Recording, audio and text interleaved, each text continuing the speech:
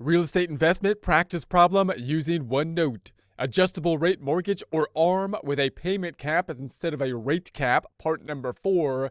Get ready because we're raising the stakes with real estate. Here we are in our Excel worksheet. If you have access to the Excel worksheet, would like to follow along, note that we have 3 tabs on down below: example, practice, and blank. Let's take a look at them now, starting with the example tab, in essence being the answer key. We started out looking at the fixed rate loan and the amortization table related to it to compare and contrast with the adjustable rate or ARM, looking at this practice problem being a little bit different than the prior practice problems we looked at with adjustable rates, given the fact that we still have the $100,000 loan, 30-year, 360-month, 9% interest rate. But then instead of a rate cap, we now have the annual payment cap, the margin at the 2%. We looked at the index, that then being the rate that is going to be tied to some type of index, which is an indicator generally of the market. We had our margin, 2%, giving us our rates, which are based off of the index that we're projecting out. We then calculated our payments based on those changes on a periodic basis, and then we applied the cap to them, which is that 7.5. That's where the difference is in this problem and the prior problem. We looked at the ending balances here, and we constructed our amortization table, noting that we have that strange situation where the ending balance can and has going up due to negative amortization, due to these caps that are taking place, even though we have the interest rates going up. And now we're going to take a look at the cash flow situation if we were to compare and contrast this to other areas. Our internal rate of returns calculations are tools that we can use to compare and contrast with other scenarios with the related loans. We'll put together our pivot table and our calculations using our IRR on the right side. The practice tab will have some pre-formatted cells so you can work through these practice problems with a little less formatting. The blank tab, that's where we're working because we're building this whole chasm from one scratch. So here we go. We're going to now do our cash flow on the right hand side. Now the cash flow is a little bit strange here because remember that this cap here means that we're basically paying this amount for the time frame because it got capped, but the interest is still impacting and being calculated on the higher rate, which is actually increasing the balance. So we got to keep a good eye on, when we're thinking about the cash flow, what the ending balance will be if we were to stop the loan, because it could vary greatly, as these caps are in place. Let's take a look at what that means, what I'm talking about. What are you talking about? Let's take a look at it. We're going to start off with a cash flow of, let's say, 100,000. We're going to say that's an inflow, remembering that that's an inflow similar to, or saying, for example, that we're getting the 100,000 you can imagine from the loan in order to pay the seller for the home. Then we're going to have the cash outflows, which I'm going to take at these payments times 12, because they're going to be 12 months at that payment in the capped column. Capped column, I'm going to make it a negative times 12. So that's the cash flow for the year then. And if I copy that on down, copy it down, Roger that, copy, Roger out, then we have that. And then the last one, I'll do the same thing. But we also have to add the fact that now we have this loan balance, which is actually higher than it started with because of the negative amortization. So we'd have to pay off this balance over here as well in basically that scenario.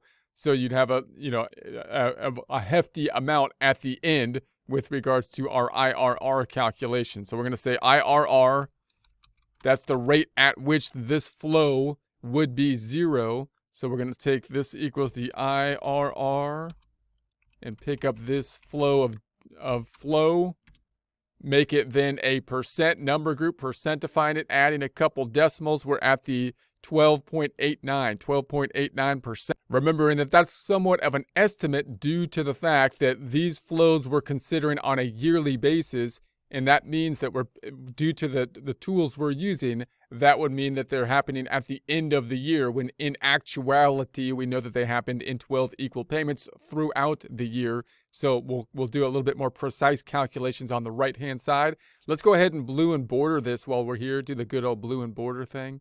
Selecting this and do some formatting. We got to get it formatted for formatting's sake. So we're going to go to the font group, and then we'll go down to all borders down here, and then we'll make it blue. So there we have it. Got it done for formatting's sake. And then we're going to go on, and then let's add the pivot table. We've done this in the past, so I'll do it a little bit more quickly. But remember, the pivot table can give us that breakout a lot more easily for the years instead of by months, and it can give us that interest breakout, which could be useful if we're doing projections related to taxes and so on. So we're going to put our cursor in the table, go into the Insert tab up top. We're going to go to the tables and the pivot area on the left-hand side, adding the pivot table, putting it in the existing worksheet. Scrolling up top, I want to put it right there in AC1. AC1. There we have it. Now we'll just add the details, years, pulling that on over to the rows area. We're going to add the payments, the interest, the loan reduction, the loan balance, and that populates just where it should, except the formatting is ugly, and we want to make it pretty formatting. We want to make it look nice for people. So we're going to go to the value tab. We'll hit the drop down in the sum, and we'll go to the value field setting, and let's say number format on down below. And we'll make this then, I like to go currency, brackets, no dollar sign, no decimals, okay, okay. Next one, interest, value settings, format that's area, and we want to go currency, brackets, no dollar sign, no decimals, okay, okay. Next one, we're going to go loan reduction items, number formatting, and we'll say currency, brackets, dollar sign, no decimals, okay, okay. And then the last one has the twist. There's the little twisty on this one. You got to undo the little twisty before you open the bag. We're going to go to the twist here, and that's going to be with the minimum. We want the minimum balance here, and that's the twist. The twist is now over. We're back to the normal stuff, number formatting, currency. We got the brackets, no dollar sign, no decimals, okay, okay. And there we have it. Let's go ahead and put some borders around this, borderize it. Everything's got to be in its own little box. And then we're going to go to the Home tab, Font Group, Borders. Let's make it bold, like that. Let's center this whole column. Center this whole column, and then we'll put some header formatting here. Home tab, Font Group, black, white, up top. Let's center it. It's totally centered, just like I am. Totally centered. Focused, and then we'll squeeze these together. We'll squeeze. Those aren't centered. Those aren't centered. Hold on a second here. They're centered. There we go. Okay, and then we'll close up this one, and there we have it. So now let's take that information and let's think about just applying our tools out with the IRR tools, just like we have seen in the past. Let's apply the internal rate of return to the life of this thing, which is a little funny because this thing is really extending on 30 years the way it's set up because we had that increase in the loan balance. So let's just take a look. Let's take it 30 years out the way it currently stands, even though we only have 5 years worth of data. So we're going to say ARM, let's say cash flow, let's say 30 years. 30 years, and then we'll do some formatting up top, make it black and white. Let's go ahead and wrap the text, wrapping the text, because we're wrappers. It's a text wrapping. We're going to say 1, 2, 3, 1, 2, 0, 1, 2. Bring that on down 360 places.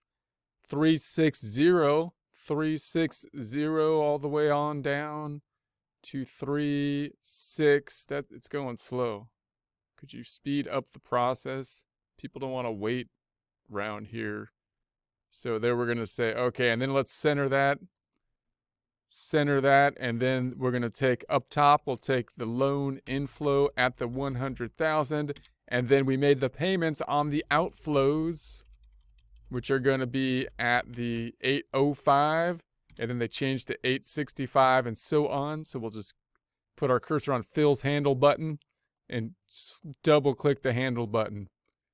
And then we're going to go all the way down. We can see the payments going up from period to period or slightly.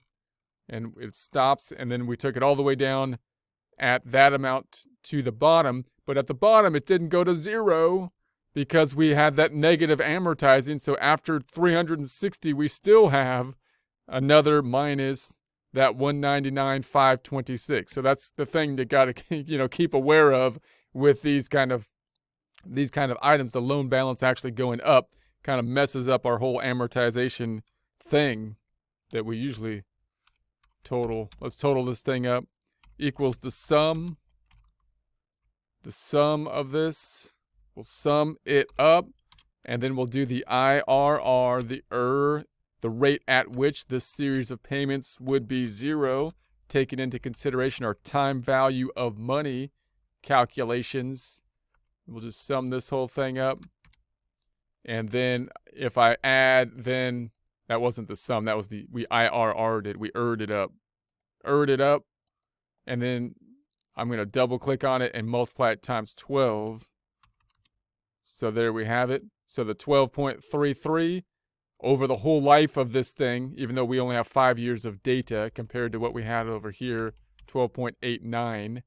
Okay, it's not over the whole life even really. It's over 30 years, but it's still not paid off because of the negative amortization.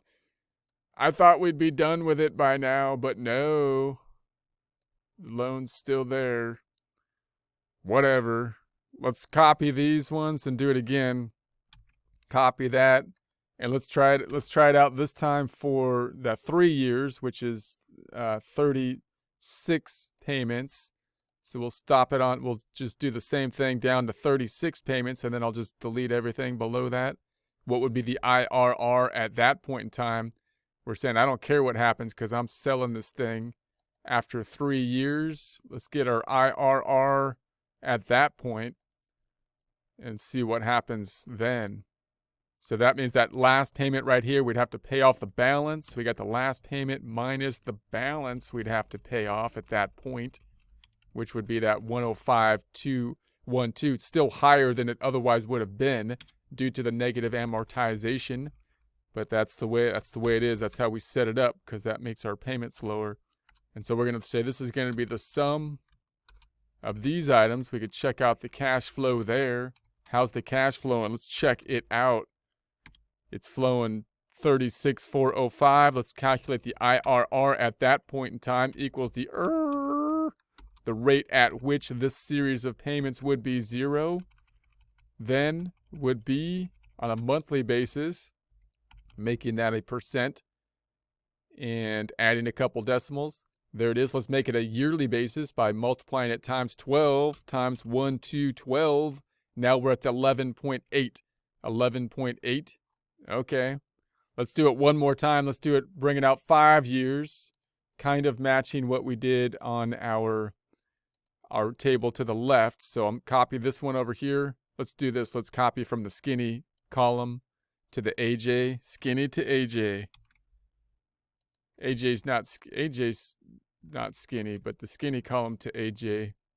And then we're going to go down to 60 payments down here. 60 payments, because that's 12 times 5 or 60. Delete everything underneath it, because we're only looking 5 years out this time. We're stopping at 5. We're selling this thing at 5. We're assuming, what do we got to pay off? What do we got to sell the house for or whatever the property to pay off in 5 years so we can make our fortune? I'm going to delete, shift the rows up. This last payment, we're going to say also have to pay off that ending balance, which has been increasing due to negative amortization. We got to get rid of this thing before it gets out of control. Total, we're going to sum this thing up equals the SUM. Sum up. Sum it up. Sum it down. Then we're going to say then the IRR, the rate at which this series of payments is 0. That's the sum function. That's the sum function again. IRR, that's what we're looking for. Now we're going to IRR it, it up. Here we go.